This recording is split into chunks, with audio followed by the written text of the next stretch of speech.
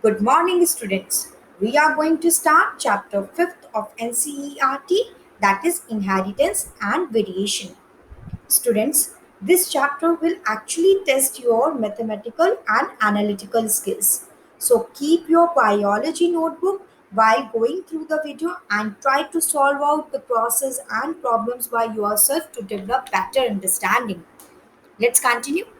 Topics which are being covered in this tutorial are inheritance, Mendel's contribution in genetics, experiments, test cross, complete dominance, and codominance. First of all, we need to study about inheritance or heredity. As you know, inheritance can be of anything, movable or immovable property, anything from the parents to the offspring.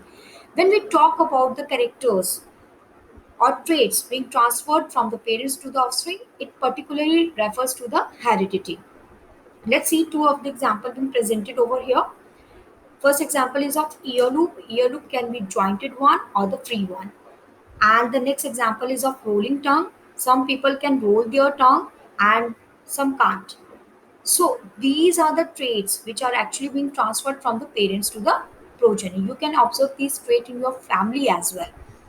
And you can correlate these example with other traits like hair color, skin texture, everything from your parents, because these are the traits actually being transferred from your parents in you. You have observed so many families in your life, and one fact is very similar in all of the families, that siblings are not the exact replica of each other except in the case of twins, and they are also not the replica of their parents one. They have some sort of variations, some sort of demarcation among each other. So these are referred as variations. The differences in traits of individuals of a progeny from each other. Each other means siblings and from their parents. Next term is genetics. Genetics is the branch of science. First of all, highlight this word. This is science. It is a branch of science because it inculcates or imbibes the knowledge from the various branches like physics, chemistry. So many branches are being inculcated in genetics. That's why it is referred as a branch of science, not as a branch of biology only, which deals with inheritance and variation. Now comes to the life history of Graham Mendel. We have done a play in class 11, so you can recall that play, and you will be very much nostalgic with that play we have done in class 11. So he is known as father of genetics. Everybody know he was the first person to study the how characters are being transferred from the parents to the offspring. He was born in very poor family in a village, Sicilian, which is now the part of Czech Republic, on 22nd July 1822. He was very brilliant student and studied philosophy for many years. At the age of 25, to fulfill the monetary needs of his family, he became priest in the monastery.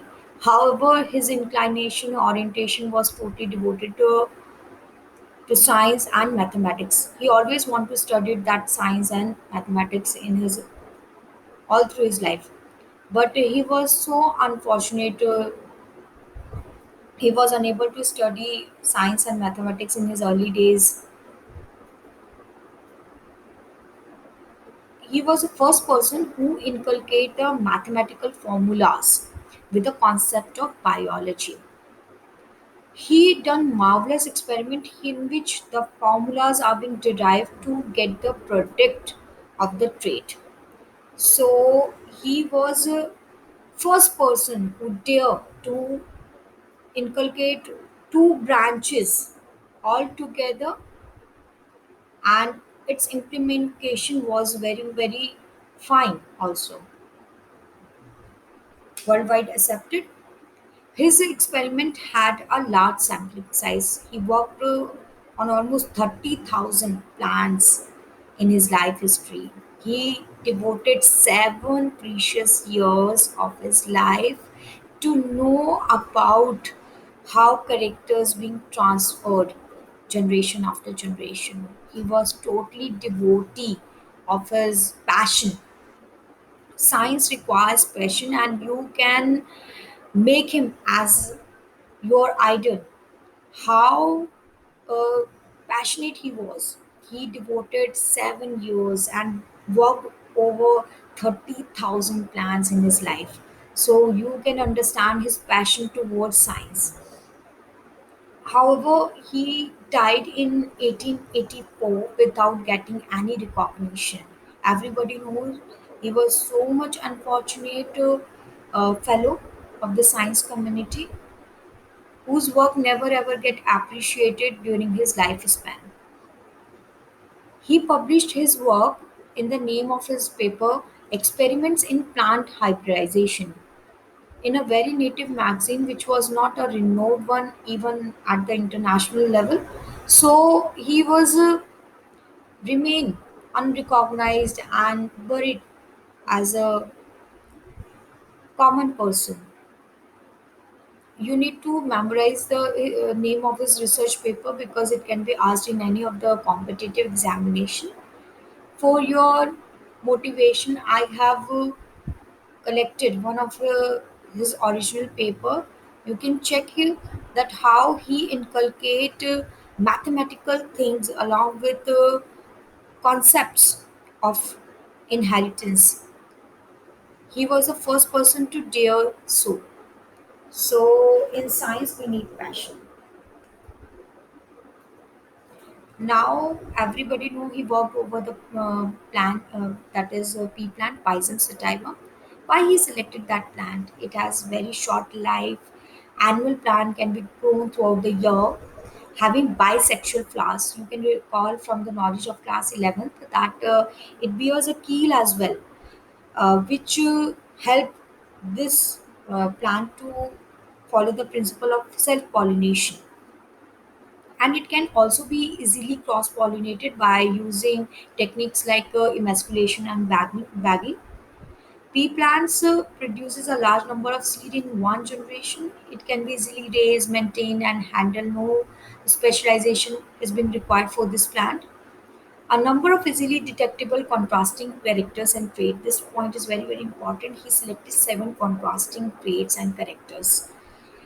And later on, it was identified that pea plant also contains 7 chromosomes. Why he selected only 7 characters? This is the mystery, because at that time nobody was aware with the concept of nucleus, chromosomes, nothing like that. But he selected only 7 pair of contrasting character, and later on it was find out that pea plant contains 7 pair of chromosomes. This is the real coincidence in the history of inheritance. These are the 7 characters which were selected by the Mendel. First is seed shape. Round is the dominant one and wrinkle is the recessive one. Seed color can be yellow or green. Yellow is the dominant one and green is the recessive one. Flower color. It can be violet or white. Pod shape full or constricted. Pod color green and yellow. Flower position can be axial or terminal. Axial means side branches. The flower bear on the branches. And terminal when the flower arises at the tip of the plant. Stem height can be short or dwarf one or tall. Short means dwarf and tall you can see over here. Mendel's experiment, how he follow the strategy to have the result. First thing he did, he selected a single trait or character and done the selfing for several generations to get the stable trait. Okay, we have great idea if we do selfing for several generations, the traits get stable. They show least tendency to form crossover bridges or some sort of mutation afterwards. So he strategically did this true breeding or developed true breeding of pure line after selfing for several generations. Here you can see the purple flower has been set for several generations. Here white flower has been set for several generations. So let's see the definition of true breeding, which is very, very important. A true breeding line is the one that having undergone continuous self-pollination for several generations, shows the stable trait inheritance and expression for several generations. Please highlight this word several generations. This is very, very important. When we do selfing for several generations, we ultimately get true breeding or pure line. Okay. Then he did cross pollination to have the filial one or F1 generation. Cross pollination step he followed were the emasculation, that is removing of the anther from the flower, then collecting pollens from the desired plant and brushing over the selected plant. This how he followed for the process of the cross pollination, that is emasculation. Afterwards we need to bag the flower after dusting the pollens of the plant, that is of the desired one. Then we need to bag this flower to avoid fertilization with unwanted pollens. Second step, he hybridized cross-pollinated plants with alternate forms of a single trait, that is monohybrid cross. We will study in this chapter only. The seeds thus produced were grown to develop into plants of first filial generation, that is F1 generation. Third step he did, that is selfing of the F1 parents to get F2 generation, that is selfing. Okay, self pollination or selfing is one and the same thing. Now, this is typical monohybrid cross you have studied in class 10th as well. Tall plant is being crossed with the dwarf plant.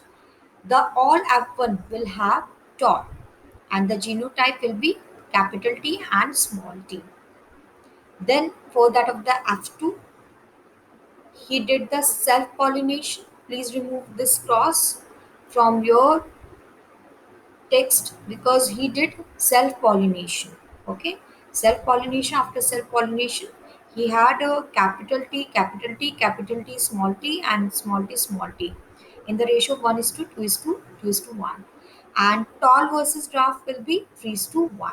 So these are the two ratios which we need to derive. These are the genotypic and phenotypic ratio. Now let's see another cross, that is yellow seed coat and green seed coat. This example I have presented intentionally to give you knowledge that nomenclature to define symbols we need to use can not only be the initial symbol of the dominant trait, it can be the initial symbol of the recessive trait as well. Okay, so we can do the nomenclature or use symbols by two ways. In the previous class, we have simply taken the initial of the tall plant, that is T. In the similar way, we can also use the symbol of the recessive one as well. We will use this particular nomenclature in one of the class. I will tell you later on. That's why I am acclimatizing you with all sort of information.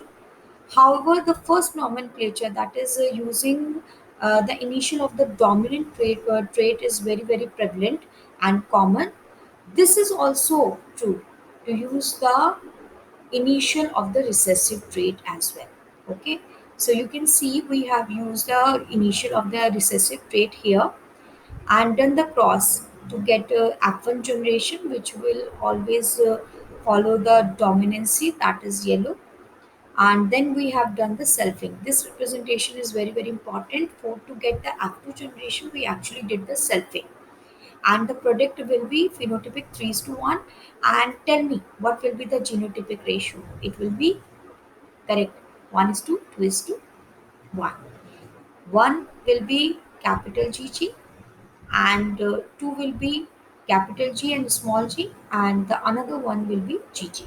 Okay, in a similar way you need to perform these two crosses just pause the video and do these process and assimilate your information and follow the pattern of this cross.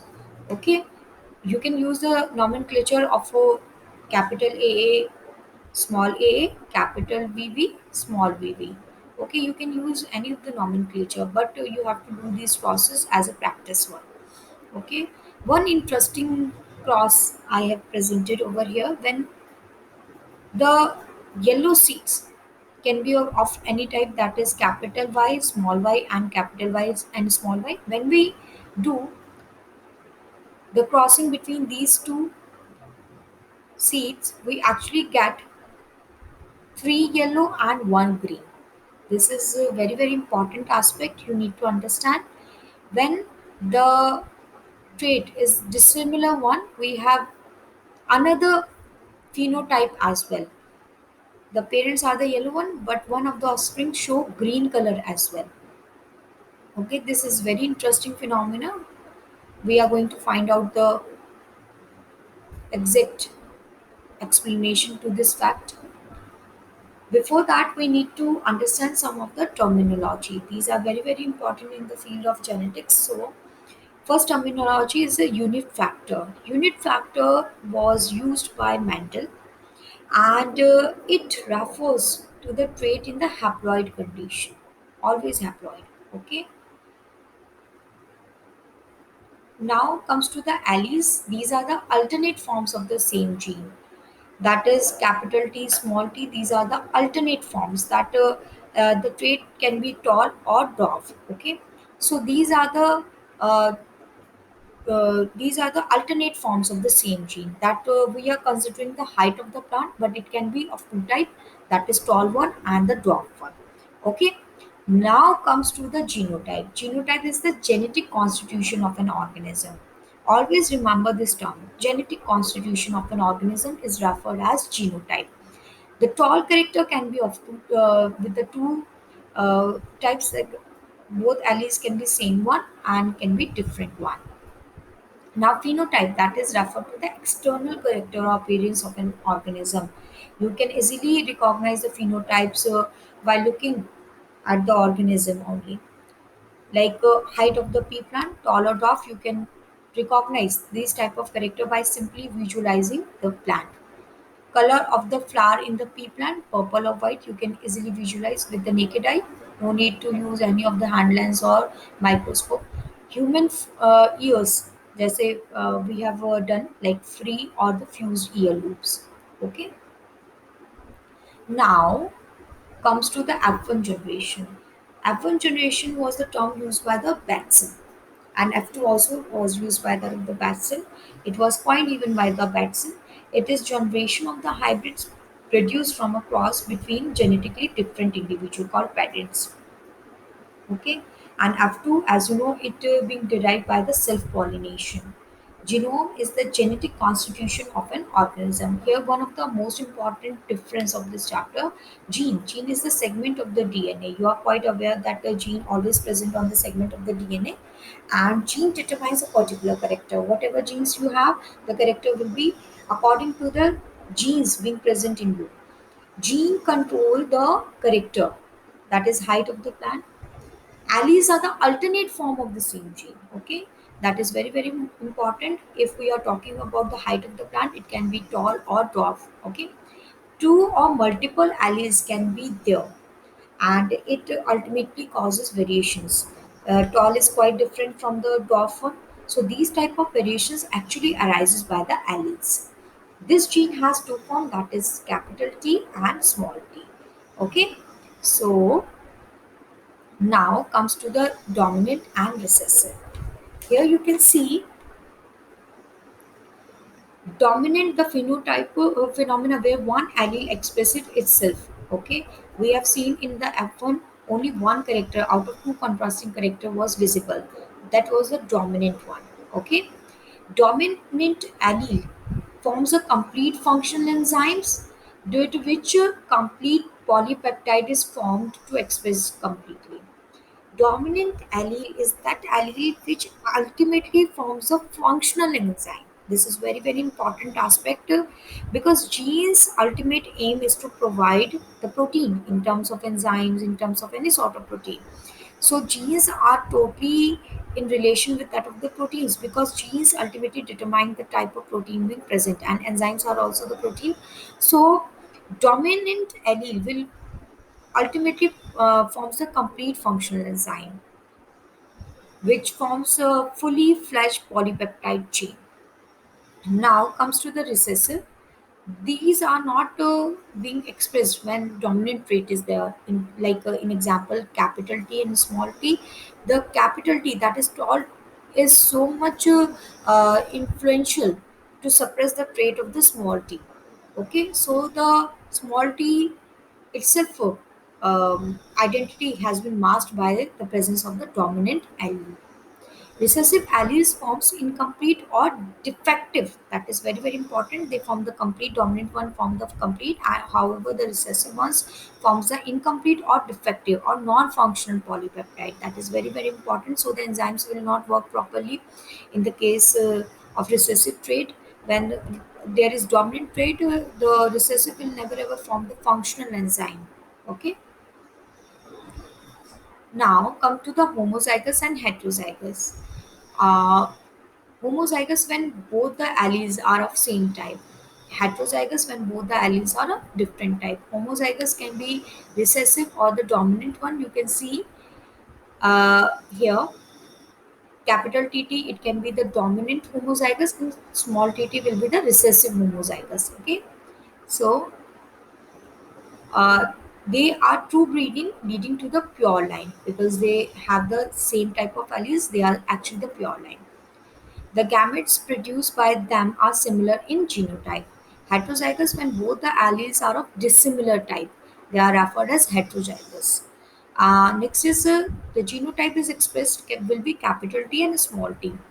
Here the they will not breed truly, because the alleles are different one. The gametes produced by them are of different type, because in case of capital T small t, it will produce two types of gamete. One is having capital T, other one is having small t. Okay, so these are the special characteristic feature of the heterozygous. In the animation also, I've tried to explain this concept. Okay, I hope this is now clear to you. Now comes to the reciprocal cross. After doing monohybrid cross, these crosses are very very important. Reciprocal cross, a cross of the same genotype, same, you can take same genotype, and the sexes of the parents can be altered. One can be male and the female, and another one in the another cross can be male and the female. You can see capital AA can be male and small aa can be female, and in another cross you can use the pistil of this plant and use stamen of a small a, then the result will be the same. There will be no alteration in any of the result. You can make either of the male or female, whatever of your choice. In case of Mendel's experiment, there was no alteration of any of the result. That is the ratio 3 is to 1 or 1 is to 2 is to 1. So there was no alteration when you change the stamen or the pistil of any of the trait. Okay. Another best example is the back cross. Back cross when the F1 hybrid is being crossed with any of the parent, either dominant one or the recessive one, it is a type of back cross. We are actually taking the back generation to develop the uh, higher generation or the next generation. Okay, so you can see when F1 hybrid capital T and small t recall from the cross, and when it is being crossed with the dominant capital TT, the result will be 100% tall. And in the another cross, you can see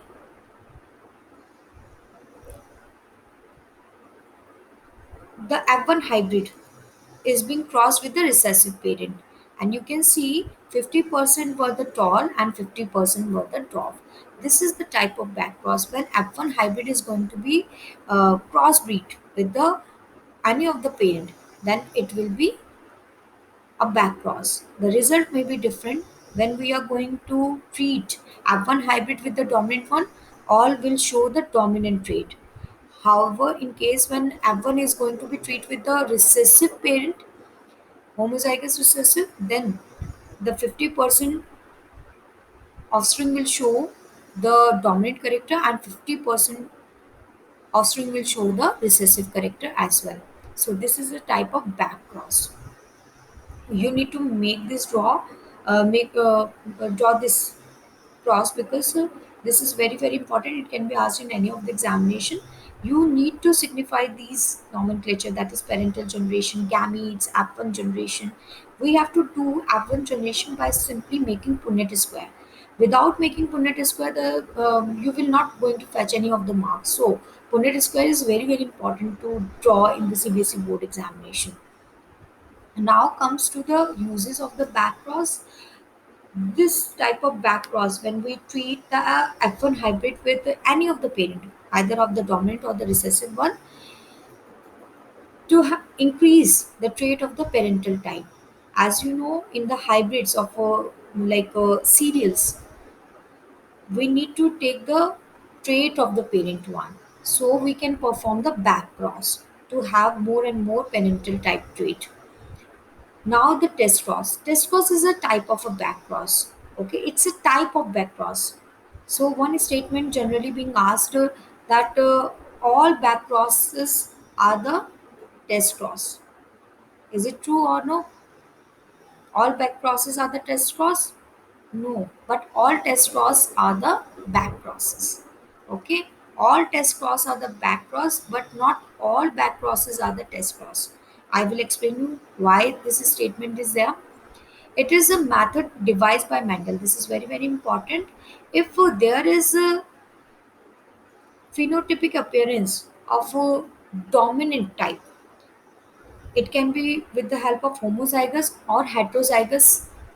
So, we are going to find out what the type of genotype being present in the concerned trait, we can do by simply treating the dominant phenotype with the recessive homozygous recessive plant. This is also always homozygous recessive. So you can see the F1 hybrid is going to be treated with only the homozygous recessive. You can see over here homozygous recessive, and the result will fluctuate in case of homozygous and heterozygous condition. When homozygous condition is there, all will be purple. In case of heterozygous condition, half will be purple and half will be recessive type. Okay, that is white type. It will be in the ratio of 1 is to 1.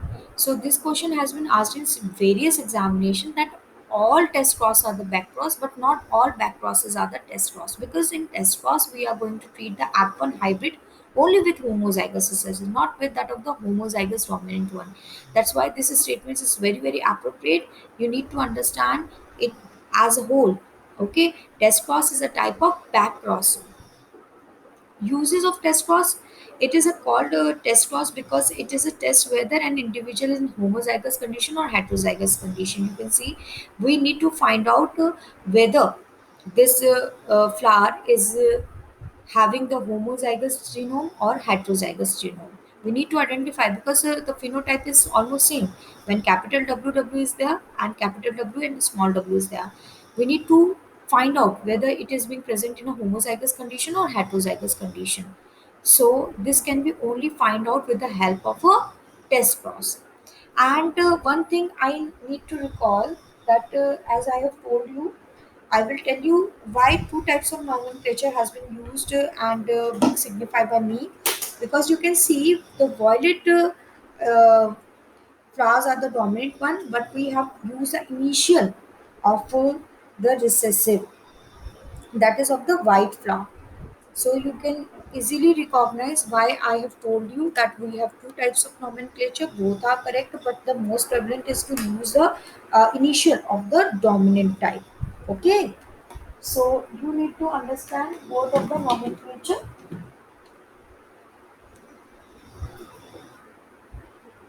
Now look at the second slide. Incomplete dominance. This is another type of pattern we need to study. Incomplete dominance, when The dominant character is not fully visible in the Act 1 generation. This is a type of incomplete dominance. So this is one of the example of failure of the Mandel clause.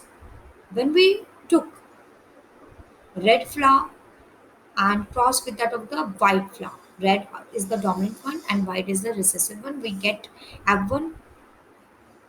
The flower color is the pink one. Another phenotype has been suddenly appeared. This actually being observed in some of the species like Mirabilis jalapa, Antiena majus, dog flower, snapdragon flower. So first of all, you need to mention these flowers because this is an exclusive trend which is being observed in these species only. So you need to learn that Mirabilis jalapa and Antiena major shows this kind of pattern. When red flower is going to be crossed with the white one, we have another phenotype that is of pink one.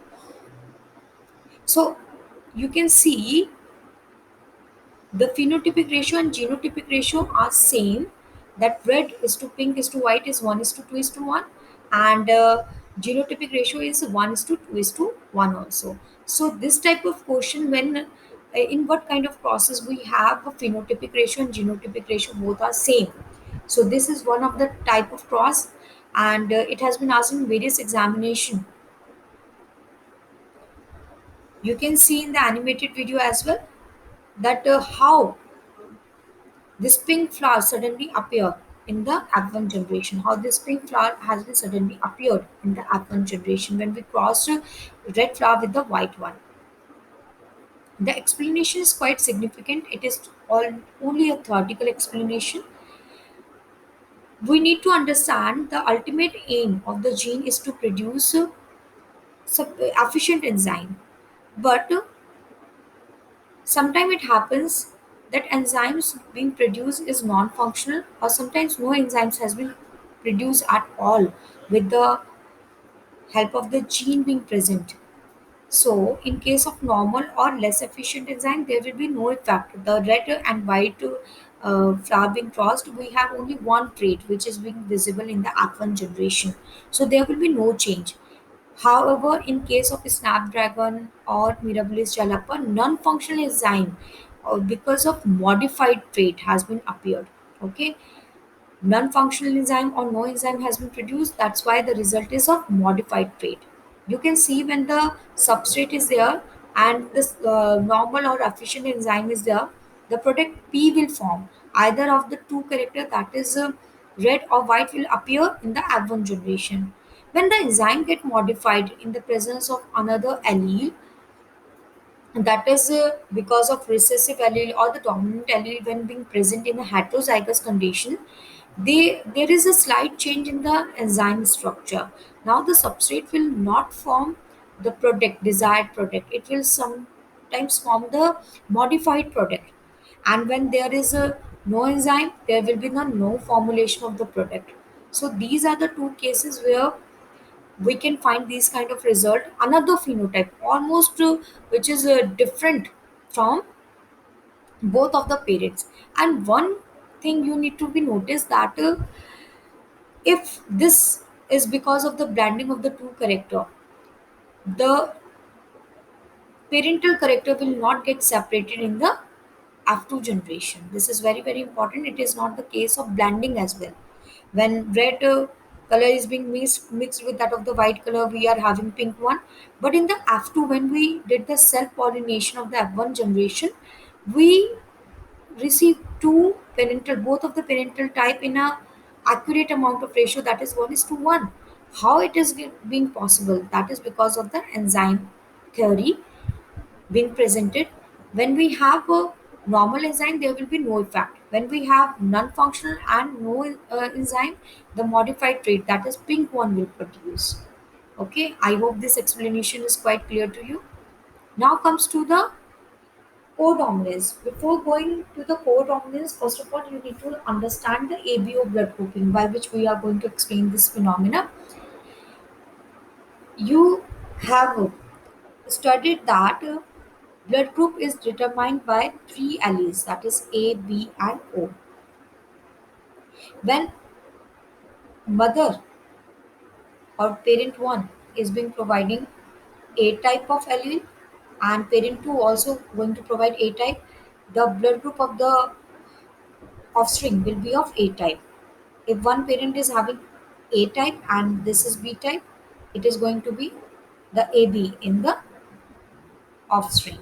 Similarly, you can find out all of these things. You need to understand when we say that A blood group, it actually means the RBC having A type of sugar as an antigen. Antigen is going to play vital role in immunity, in finding out the pathogen and fighting with that of the pathogen.